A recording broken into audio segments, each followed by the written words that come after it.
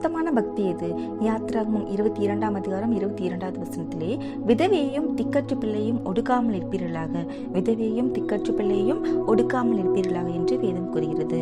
கர்த்தர் என்ன பண்ணாருன்னா, உபாகமம் 10ஆம் அதிகாரம் 18வது வசனத்திலே, அவர் திக்கற்ற பிள்ளைகளுக்கும் விதவைக்கும் நியாயம் செய்கிறவரும் அந்நியன் மேல் அன்பு வைத்து அவனுக்கு அன்னவஸ்திரம் கொடுக்கிறவருமாய் இருக்கிறார். அவர் திக்கற்ற பிள்ளைக்கும் விதவைக்கும் நியாயம் செய்கிறவரும் அந்நியனுக்கு அன்னவஸ்திரம் கொடுக்கிறவருமாய் இருக்கிறார். ஆண்டவர் நம்மளை என்ன செய்ய சொல்றாருன்னா, திக்கற்ற பிள்ளைகளுக்கு அவங்க சாப்பிட்டு திருப்தி ஆகிற வரைக்கும் நம்மளை உணவளிக்க சொல்றாரு. நம்ம கூட சில நேரங்களில் எல்லாமே இருந்து கூட எதுவுமே இல்லாத மாதிரி ஃபீல் பண்ணுவோம். நம்மளை விசாரிக்க யாராவது இருந்தால் பரவாயில்லையே, நம்ம ஏன் இப்படி இருக்க, என்னாச்சு உனக்கு, அந்த மாதிரி சில விஷயங்களை நம்ம கிட்ட கேட்டால் பரவாயில்லையே அப்படின்னு சொல்லிட்டு நம்ம ஃபீல் பண்ணுவோம் இல்லைங்களா?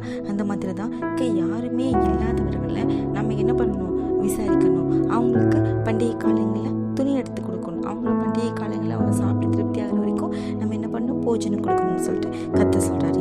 இதுதான் சுத்தமான பக்தின்னு சொல்றாரு. 2 விஷயங்களை கர்த்தர் சொல்றாரு. என்னன்னா, யாக்கோபு 1ஆம் அதிகாரம் 27வது வசனத்திலே, திக்கற்ற பிள்ளைகளும் விதவைகளும் படுகிற உபத்திரவத்திலே அவர்களை விசாரிக்கிறதும் உலகத்தால் கரைப்படாதபடிக்கு தன்னை காத்துக் கொள்கிறதுமே பிதாவாகிய தேவனுக்கு முன்பாக மாசில்லாத சுத்தமான பக்தியா இருக்கிறது. முதல் விஷயம் என்னன்னா, திக்கற்ற பிள்ளைகளையும் விதவைகளையும் விசாரிக்கணும்னு சொல்றாரு. 2வது, உலகத்தால் தன்னை கரைப்படாத படிக்கு நம்மளை பாதுகாத்துக் கொள்றது தான் மாசில்லாத சுத்த பக்தியா இருக்குதுன்னு கர்த்தர் சொல்றாரு. கர்த்தர் தாமே இந்த வார்த்தைகளை ஆசீர்வதிப்பாராக. God bless you.